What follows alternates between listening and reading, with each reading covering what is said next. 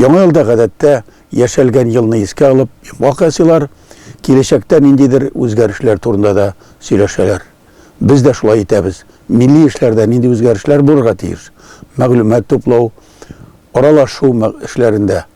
Бу турыда без сөйләшәбез Санкт-Петербургдагы Татарстанның даими вәкиле Ринат Вәлиуллин белән. Ринат әфәндене таныштырасы да килми, чөнки аны беләләр безнең даирә кешеләре, чөнки ул Татар конгрессының рәисенең беренче урынбасары булып узак еллар эшләде. Татарстан хөкүмәте каршындагы милли дини эшләрнең шурасын җитәкләде.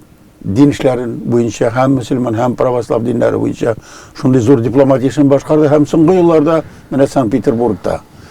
Инде менә быел үтеп китте. Санкт-Петербургтагы сезнең тормышны искә алыйк әле. Бик зур рәхмәт, Мөсәләхович. Беренчедән, менә ул конгресстың менә мондый студияны алып бару бик зур әйбер. Чөнки конгресс хәзерге вакытта татар дөньясының үзәге булып тора. Без аны барыбыз да таныйбыз һәм үзебезнең регионнарда иң беренче чиратта конгресска карыйбыз. Ул безнең өчен бик зур мәртәбә һәм шуның белән бергә бик зур җаваплылык. Аны барыбыз да аңлыйбыз. Аллага шөкер, үзебезнең президентыбыз бар, үзебезнең хөкүмәтебез, үзебезнең Татарстаныбыз бар. Һәм менә шулай ук Петербургтагы яшәүче милләттәшләребез дә һәр даим Казанга инде үзебезнең мәркәзебез буларак карап торалар, аңа ышаналар, аның өчен кайгыралар һәм дөресен әйткәндә кулдан килгәнчә аңа ярдәм итәргә тырышалар. Менә мин ул яктан караганда үзебезнең милләттәшләребез белән һәрчак горурланам. Чөнки милли проблематикалар буенча шулай ук Татарстаннан ничектер яңа бер күзектән аны күтәрү икътисады яктан аларның үзләренең өлешләрен кертәләр. Мин бер генә мисалны әйтеп китәм. Әйтик, безнең хәзер бик көчле татар эшмәкәрләре бар Санкт-Петербург шәһәрендә. Шул ук әйтик, Суфияров Альберт, ул Ниваминов дигән зур компаниянең җитәкчесе. Менә аның белән хәзер без инде берлектә үзебезнең берничә татар районында аның производственный площадкаларын ачу турында уйлашабыз. Шуның белән бергә бар безнең Тим дигән бик яхшы юридик үзенчәлекләрне һәм компаниялар белән эшләүче группаның җитәкчесе Эдуард Латыйпов. Менә аның белән проектларны Татарстанга керттек. Инде Агир белән уртак мәсьәләләр буенча эшләнекне алып барабыз. Безнең бик зур һәм күренекле аксакалларыбыз бар. Акбатов Шамил Измайлович, аны барыбыз да беләбез. Менә исән күптән түгел, 80 яшь булды. Азан гомерләр насыйп булсын. Үзенең хисабына репрессиядә вафат булган татарлар хөрмәтенә зур мемориаль комплексны эшләп куйды Ленинград өлкәсендә. Шуның белән бергә безнең бар ниндидер йорт бинада. Юк, бу безнең репрессия вакытында атылган кешеләрнең урыннары, анда аларның күмелгән урыннары һәм шунда татарлар өчен ул зират дип аны күз алдына китерик, урман эчендә шунда зур бер комплексны ул ясады. Аллага шөкер, біз аны инде үзебезнең телевидениедә күрсәтә алдык, җитәкчеләр дә анда килделәр. Һәм менә тагын шушындый кешеләребез, әйтик, безнең бик яхшы эшләп килә дворянское собрание Петербургта. Ул хәтта бүтән регионнарда ул дәрәҗәдә эшләгән безнең әйбер юк.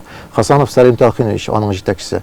Ул инде безнең турыдан-туры шушы Романов лагерьлары белән элемтәдә булып, зур чаралар үткәреп, һәм дә инде бөтен Россия күләмендә эшләрне алып баралар. Безнең Алюшев Шамил Абдулович дигән аксакалыбыз бар. Аңа шулай ук инде шактый олы яшь, ләкин ул һәрбер безнең проектта үзенең өлешен кертә. Безнең менә андый җегетләребез, Аллага шөкер, бик күп, без алар белән тулаем эшләргә тырышабыз.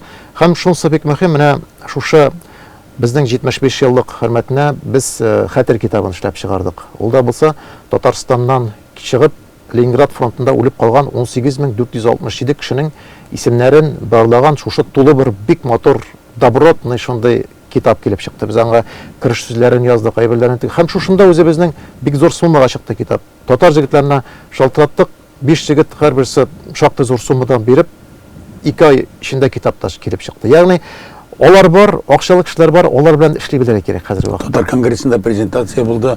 Рәхим Тиләшевнең китабы. Менә мин хәзер шул китапка карап җитмәкче идем. Безнең данлыклы үзебезнең Рәхим Тиләшев, Альмира Тагирҗанова дигән күренекле үзебезнең бар шушында әйдәп баручы тарихчыларыбыз. Альмира ханым Мусабигиевнең кардәше. Әйе, Мусабигиевнең ул аныгына туры килә. Һәм менә хәзер ул бик зур китап чыгарды, Путешествие мусульманский Петербург дигән. Һәм Петербургтагы иң күренекле 10 китап исемлегенә керде шушы китап.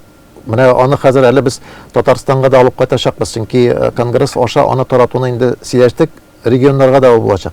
Менә кызык бит. Петербургны барыбыз да беләбез. Бу эшләрне оештыруда полпредствода сезнең даими вәкиллекнең дә хезмәте, ниндидер инициативасы. Римзилә, монда теге инициатива әйбер дигәннән бирәк, без шул эшләрнең уртасында кайныйбыз алар белән бергә.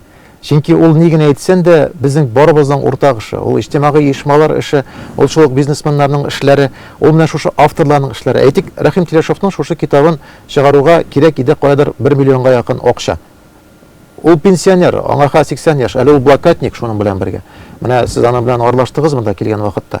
Әмма ләкин ул шушы хезмәт эшенә 20 елга якын эшләде. Аның билгеле тагын берничә китабы бар, шунда бик татар и русский дигән китаплары, шуннан соң татар Великой Отечественной войны дигән зур томнары. Әмма ләкин менә монысы аның килеп чыкты энциклопедия буларак. Ягъни Санкт-Петербург шәһәрендә яшәгән татарлар турындагы бер энциклопедик зур хезмәт. Ә бит карасаң, Санкт-Петербург империя башкаласы. Менә мин нәкъ шуннан әйтәм. Татарлар гасырлар буе яшәгән дип әйтеп булмый шул 300 ел элек, ләкин төзегәндә үк күпме татар төзешкән. Һәлакта булган инде, ансы да мәгълүм, ләкин сон ягыннан 3-4 мең мәле күпмесе соң. Иң беренче караганда, хәтта Петр I-нең үзенең указлары буенча шушы регионнан татарларына, ягъни Балтасталарның әйберләрен алып килү турында. Инде 1703 елдан монда татарлар булганнар. Сон менә соңгы 10 ел саннары буенча безнең 13 мең халык, 32 мең халык Петербургта яши һәм 18 меңгә якын халык Ленинград өлкәсендә. Ягъни артык зур да сан түгел. Кайда шул 50 мең тирәсе, әмма ләкин без сон белән алырга һәм бер шәһәр өчен бу яхшы сан инде. Сон дигән әйбердән бик куу минемчә дөрес тә түгел. Ул сыйфат булырга тиеш. Без хәзер кайсы милләт турында әйткәнебезне барыбыз да аңлыйбыз. Алар бит бер кайчан да без фәләнчә сон дигән сүзне бер кайчан кулланмаган. Шактый өлеше әле бүген генә авылдан барган түгел, шул Питердә яшәүчеләр битендә. Әйе, менә монда бар хәзер берничә буын татарлар, аларның беренче буын инде шушында 4, 5, 6 буыннары Петербургтан булган кешеләр. Алар блокаданы узганнар, алар аннан соң эвакуация булганнар, тагын кайтканнар. Шуннан соң яңа буын килеп чыкты гасыр башындагылар. Аннан соң инде индустриаль үсешләр вакытындагы килеп чыкты яңа бер буын. Һәм хәзер яңа бер буын килде, ул да булса студентлар. Инде елның йомакларын искә алганда, медиа форумында искә алыйк әле. Моның икесендә миңа да катнашырга насип булды. Гүнә Шакиева.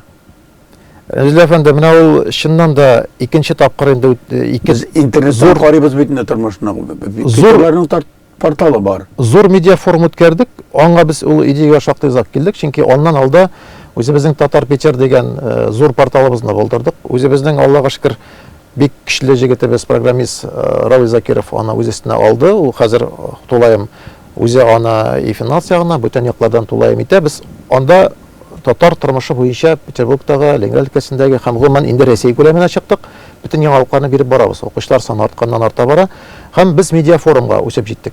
Ягъни хәзерге вазгыятьтә татар матбугатының киләчәге нинди дигән вазгыятьне бирдек. Бу ике форумда без аны тикшердек. Һәм быел безнең 115 ел булды инде Нур газетаның чыга башлауына. Аятулла Баязитов Петербургта 1905 елда һәм шушыныңга багышланган зур конференцияга без үсеп җитә алдык. Һәм монда да без иң беренче булып чакырдык үзебезнең регионнарда чыккан татар газетларының мөдирләрен, баш мөдирләрен, һәм шулардан без беләсебез килде. Киләчәк бармы? Татар газетының басма сүзнең киләчәге бармы? Һәм без нәрсә эшләргә тиешбез моның өчен? Билгеле, андагы тәкъдимнәрне без җитәкчелеккә дә җиткердек. Билгеле, аңа күздә салалар дип, аңа фикердә алышылар дип өметләнеп, проблемалар бар. Проблемалар җитәрлек, һәм аны безнең чыгыш ясаучылар да әйттеләр. Интернет заманы, телевидение заманы. Әгәр дә проблема турында сөйләшмәсәң, ул бит ул торгынлык башлана дигән сүз. Ул бит инде шун сөйләшү һәм бары тик шундый сөйләшүне генә укыйлар, һәм проблемалы мәкалә булса гына укыйлар ул.